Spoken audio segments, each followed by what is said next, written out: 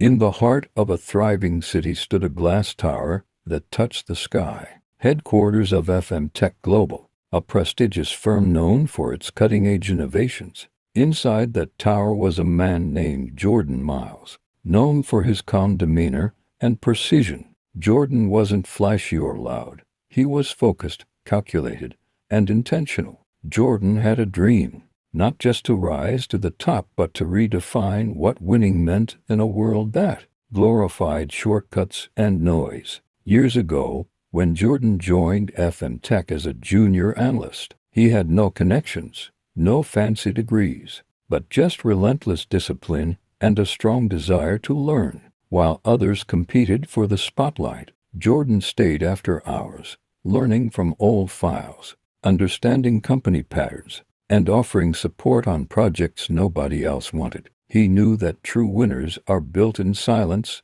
not applause. He read every leadership book he could find, attended online classes in the middle of the night, and journaled every lesson he learned. While others focused on promotions, he focused on preparation. A few years into his career, the company was in crisis. A failed product launch had cost millions.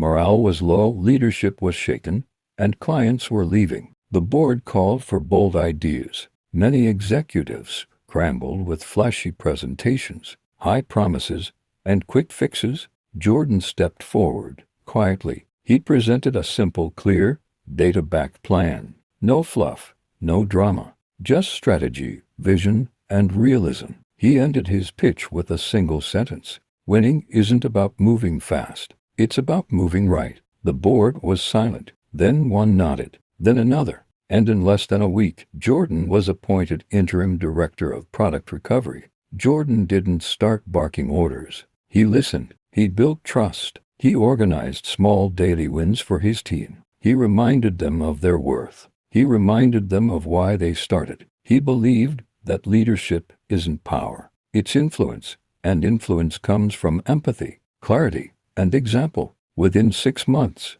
FM Tech turned its worst performing unit into its highest growing division. The market noticed. The media noticed. However, Jordan didn't brag but remained focused. Jordan's story became a case study in business schools, not because he built an empire overnight, but because he redefined how professionals saw success. He proved that you don't need to outshine others to win. You just need to outlast and outthink them. He mentored future leaders, taught integrity in boardrooms, and eventually became CEO. But even then, he refused the corner office. He sat with his team because he knew winning is never about a title. It's about impact. Winning is about waking up every day and doing the work most people avoid. It's focusing on the mission, not the noise. Always let your results speak, because real winners never have to announce their victory.